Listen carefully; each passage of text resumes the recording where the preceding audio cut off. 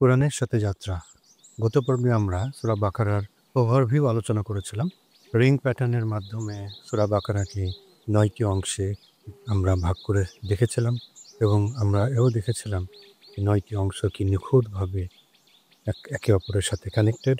আজকে থেকে আমরা সূরা বাকারার ভেতরে প্রবেশ করব ইনশাআল্লাহ তাআলা। আগেই বলে নিচ্ছি আমরা খুব দ্রুত যাব না, কারণ আমাদের উদ্দেশ্য দ্রুত শেষ করা না, আমাদের উদ্দেশ্য তাদাব্বুর করা। যত কাছে নেওয়া সম্ভব আমরা আমাদের নিজেদেরকে আল্লাহর কালামের কাছে নিব। আল্লাহ আপনি আমাদের জন্যে সহজ করে দেন এবং আমাদেরকে আপনি কবুল করেন। সূরা বাকারার শুরুতেই আলিফ, লাম, মিম ৩ টা আরবি অক্ষর আছে। এটাকে বলা হয়, আমরা সবাই জানি এটাকে বলা হয় হুরুফ মুকাত্তার, বিচ্ছিন্ন অক্ষর। এর প্রকৃত অর্থ একমাত্র আল্লাহ তাআলাই জানেন। এই হুরুফ মুকাত্তাআত নিয়ে ইমাম ফখরুদ্দীন আল রাজি যে মন্তব্য করেছেন সেটা খুবই চমৎকার। উনার মতে সূরা ফাতিহাতে আল্লাহ তাআলা আমাদেরকে শিখিয়েছেন আল্লাহর কাছে দোয়া করা, ইহদিনাস সিরাতাল মুস্তাকিম। তো দ্যাট মিনস সরল পথ, সিরাতুল মুস্তাকিমে চলার যে দিক নির্দেশনার দোয়া, সেটা আল্লাহ তাআলা সেখানে শিখিয়েছেন। এবং সূরা বাকারার প্রথমেই আল্লাহ তাআলা আমাদেরকে বলছেন এই দিক নির্দেশনা কাদের জন্যে। কিন্তু তার আগে আল্লাহ তাআলা ৩ টা এই হুরুফ মুকাত্তাআত দিয়ে দিয়েছেন। তার মাধ্যমে আল্লাহ তাআলা আমাদেরকে বুঝিয়ে দিয়েছেন যে আমাদের জ্ঞানের সীমাবদ্ধতা। তার মানে আল্লাহ তাআলা আমাদেরকে ইশারা করছেন কিংবা ইঙ্গিত দিচ্ছেন যে আমরা যখন এই কিতাবের কাছে আসব, তখন এই মনোভাব নিয়ে আসব যে আমার জ্ঞান সীমাবদ্ধ এবং এই কিতাবের কোনো কিছু হয়তোবা আমার এই জ্ঞানের সীমাবদ্ধতার জন্যে আমি বুঝব না।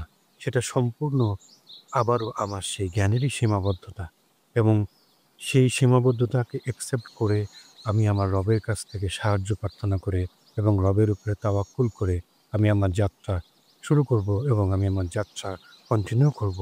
এই মনোভাব নিয়ে যদি কেউ আল্লাহর কিতাবের কাছে আসে, তাহলে এই কিতাব হবে তার জন্য দিক নির্দেশনা। কিন্তু যদি মনোভাব হয় এরকম, অনেক সময় দেখে থাকি অনেকে এই কিতাবের কাছে আসে এর ফ্লস খোঁজার জন্যে, যুক্তিতর্ক করার জন্যে, একটা তর্ক মনোভাব নিয়ে। আল্লাহ তাআলা ইশারা করছেন যে যদি তোমার নিয়াত হয় সেরকম, তাহলে এই কিতাব থেকে তোমার যে আলো পাওয়ার কথা, সে আলো তুমি কখনোই পাবা না। তোমাকে এই কিতাবের কাছে আসতে হবে উইথ ফুল সাবমিশনস। ইয়া আল্লাহ, সমস্ত জ্ঞানের সূচনা আপনার কাছ থেকে। আমার জ্ঞানের সীমাবদ্ধতা থাকবে। আমি আমার এই সীমাবদ্ধতার কারণে আপনার এই কালামকে বুঝব না। আপনারই সাহায্য প্রয়োজন আপনার এই কালামকে বুঝা।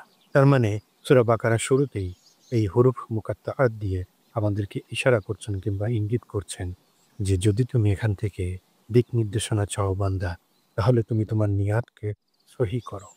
আমরা সবাই রাসূলুল্লাহ সাল্লাল্লাহু আলাইহি ওয়াসাল্লামের সেই হাদিসটা জানি, যেখানে সে হাদিসে ইন্নাল আমালু বিন্নিয়াত, সকল কাজ তার উদ্দেশ্য দ্বারা বিচার হয়। তার মানে আমরা যদি আমাদের নিয়াতকে সহি করি, এই কিতাব হবে আমাদের জন্য দিক নির্দেশনা। আল্লাহ আপনি আমাদের নিয়াতকে সহি করে দেন।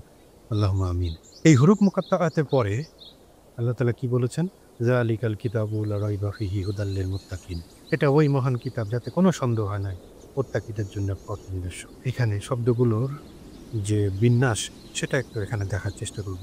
আল্লাহ তাআলা এখানে জালিকা শব্দটা বলেছেন। আল্লাহ তাআলা এখানে হাযা বলেন নাই। আমরা জানি আরবিতে জালিকা মানে দূরের কোনো কিছুকে। আল্লাহ তাআলা এখানে বলতেছেন জালিকাল কিতাব, দ্যাট মিনস এমন একটা কিতাব অনেক দূর থেকে আমাদের জন্য আল্লাহ তাআলা পাঠিয়েছেন। নবীজি সাল্লাল্লাহু আলাইহি ওয়াসাল্লামের কাছে আল্লাহ তাআলা এই কিতাব একবারে পাঠান নাই। বিভিন্ন পরিস্থিতিতে বিভিন্ন আয়াত আল্লাহ তাআলা এখানে নবীজির কাছে পাঠিয়েছেন, যা উনি আমাদেরকে পাঠ করে শুনিয়েছেন, আমাদেরকে শিখিয়েছেন। তাহলে এই যে জালিকাল কিতাব, তাহলে এই কিতাবটা কোথায়? আল্লাহ তাআলা এখানে ইশারা করছেন যে এই কিতাবটা হচ্ছে অনেক উপরে, ৭ আসমানের উপরে আল্লাহুল মাহফুজে সংরক্ষিত। সেখান থেকে আল্লাহ তাআলা আমাদের জন্যে দিক নির্দেশনার জন্যে এই কিতাবটা পাঠিয়েছেন। তারপরে আল্লাহ তাআলা কি বলছেন? লা রাইবা ফিহি, কোনো সন্দেহ নাই। এখানে এই শব্দের যে বিন্যাস, এই বিন্যাসের মাধ্যমে আল্লাহ তাআলা বলেছেন যে এখানে সন্দেহর কোনো অবকাশই নাই। কিসের সন্দেহের কোনো অবকাশই নাই? হুদাল লিল মুত্তাকিন, দিক নির্দেশনা কাদের জন্যে? মুত্তাকিদের জন্য। এখানে হিদায়াত শব্দের আগে কোনো আল নেই, কিন্তু তানউইন ব্যবহৃত হয়েছে। আরবিতে তানউইন কোনো কিছুর মহত্ব বা ব্যাপকতাকে বোঝায়। তার মানে আল্লাহ তাআলা এই তানউইন ব্যবহারের মাধ্যমে বলেছেন এটি একটি অসাধারণ দিক নির্দেশনা। কাদের জন্যে? মুত্তাকিদের জন্যে। মুত্তাকি শব্দটি এসছে তাকওয়া থেকে। এই তাকওয়া এই শব্দটি এই সূরাতেই প্রায় ৩৬ বারের মতো বিভিন্ন রূপে আল্লাহ তাআলা আলোচনা করেছেন। তার মানে অবশ্যই আমাদের এখানে একটু মনোযোগ দেওয়া দরকার।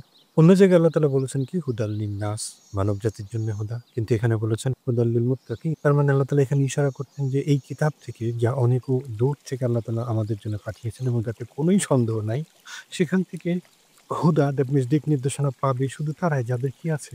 যাদের তাকওয়া আছে। তাকওয়া মানে কি? যে আল্লাহকে ভয় করে, নিজেকে গুনাহ থেকে বাঁচিয়ে রাখে, যার অন্তর এবং কাজ সবসময় সতর্ক থাকে যেন কোনোভাবেই তার রবকে অসন্তুষ্ট না করে। ইবনে আব্বাস রাদিয়াল্লাহু আনহু বলেন, তাকওয়া মানে এমন কাজ করা যা আল্লাহ পছন্দ করেন এবং এমন কিছু থেকে দূরে থাকা যা আল্লাহ অপছন্দ করেন। তার মানে পুরো আয়াতটা যদি আবার দেখি, যালিকাল কিতাবু লা রাইবা ফিহি হুদাল লিল মুত্তাকিন, আমরা একটু আমাদের মতো সহজভাবে অনুবাদ করে দেখি। এটা সেই কিতাব যেটা অনেক উপর থেকে আল্লাহ তাআলা পাঠিয়েছেন, যাতে সন্দেহর কোনোই অবকাশ নাই এবং এটা মহান দিক নির্দেশনা কাদের জন্যে? যারা মুত্তাকি। এখন প্রশ্ন আসে, মুত্তাকি কারা?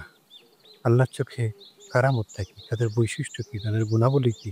আগামী পর্বে ইনশাআল্লাহ তাআলা আমরা এটা নিয়ে আলোচনা করব। পরবর্তী ২ টা আয়াতের মাধ্যমেই আল্লাহ তাআলা আমাদেরকে জানিয়েছেন। ইনশাআল্লাহ তাআলা আমরা সেখান থেকে জানবো আল্লাহর হুকুমে। পরবর্তীতে তার উপরে তাদাব্বুর করব এবং আল্লাহ তাআলার কাছ থেকে সাহায্য চাবো। আমরাও যেন সেই গুণাবলী নিজেদের মধ্যে আনতে পারি। ইনশাআল্লাহ তাআলা। আজকে এ পর্যন্তই। আমরা আল্লাহ তাআলার কাছে প্রার্থনা করি। আল্লাহ তাআলা আমাদের চেষ্টাটাকে সফল করেন। আল্লাহ তাআলা আমাদের নিয়াতকে সহি করে দেন। আমাদের চেষ্টাটাকে ভালোবেসে কবুল করে নেন। আল্লাহুম্মা আমিন।